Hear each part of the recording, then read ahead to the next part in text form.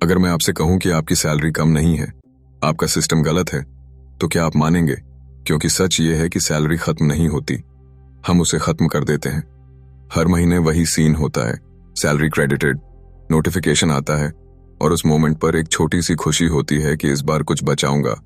लेकिन कुछ ही दिनों बाद ईएमआई, रेंट, बिल्स, शॉपिंग और रैंडम एक्सपेंसेस शुरू हो जाते हैं और महीने के एंड में फिर वही जीरो। और फिर वही सवाल दिमाग में घूमता है कि सैलरी आती है लेकिन टिकती क्यों नहीं। एक लड़का था बिल्कुल आपकी तरह, जॉब करता था, इनकम ठीक ठाक थी, लेकिन सेविंग्स जीरो थी।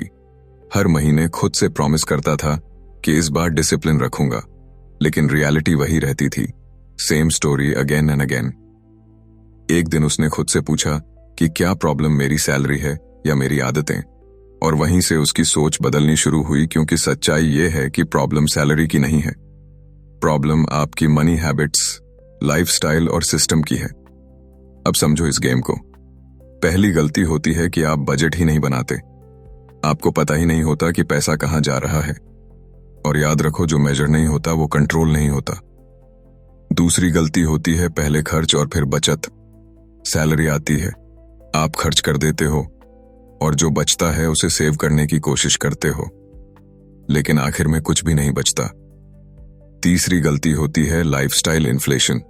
जैसे जैसे इनकम बढ़ती है वैसे वैसे खर्च भी बढ़ जाता है और आपकी अर्निंग बढ़ती है, लेकिन आपकी लाइफस्टाइल उससे तेज भागती है।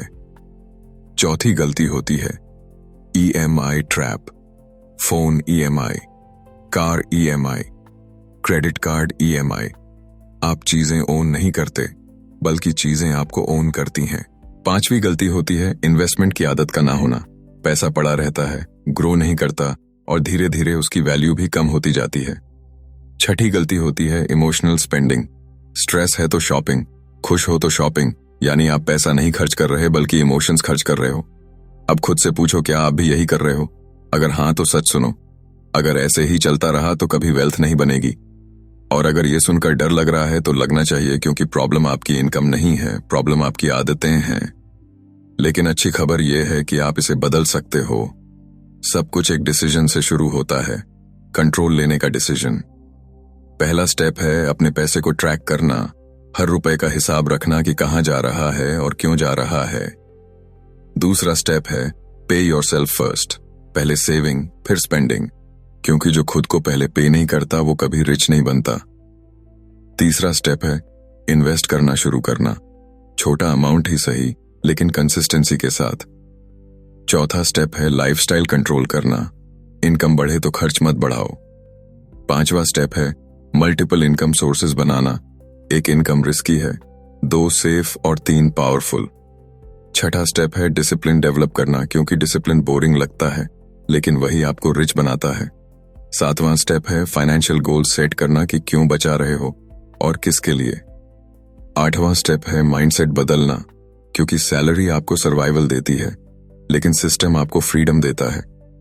अब इमेजिन करो, 1 साल बाद आपके पास सेविंग्स है, इन्वेस्टमेंट्स हैं, मल्टीपल इनकम सोर्सेज हैं, और दूसरी तरफ अगर कुछ नहीं बदला तो वही साइकिल, वही स्ट्रगल। अब फैसला आपका है, सेम रहना है या ग्रो करना है। याद रखो, रिच लोग ज्यादा नहीं कमाते, बस अपने पैसे को बेटर मैनेज करते हैं। आपके पास भी वही मौका है, वही 24 घंटे हैं। फर्क सिर्फ इतना है कि कुछ लोग सीखते हैं और कुछ लोग इग्नोर करते हैं। अब सोचना बंद करो और स्टार्ट करना शुरू करो। आज से पैसे ट्रैक करो, सेव करो, इन्वेस्ट करो और अपना सिस्टम बनाओ, क्योंकि सैलरी से अमीर नहीं बनते, सिस्टम से बनते हैं। अगर वीडियो अच्छा लगा हो तो लाइक करो, शेयर करो और ऐसे ही पावरफुल कंटेंट के लिए सब्सक्राइब जरूर करो, क्योंकि आपकी फाइनेंशियल लाइफ आज नहीं बदली तो कभी नहीं बदलेगी। जय हिंद दोस्त।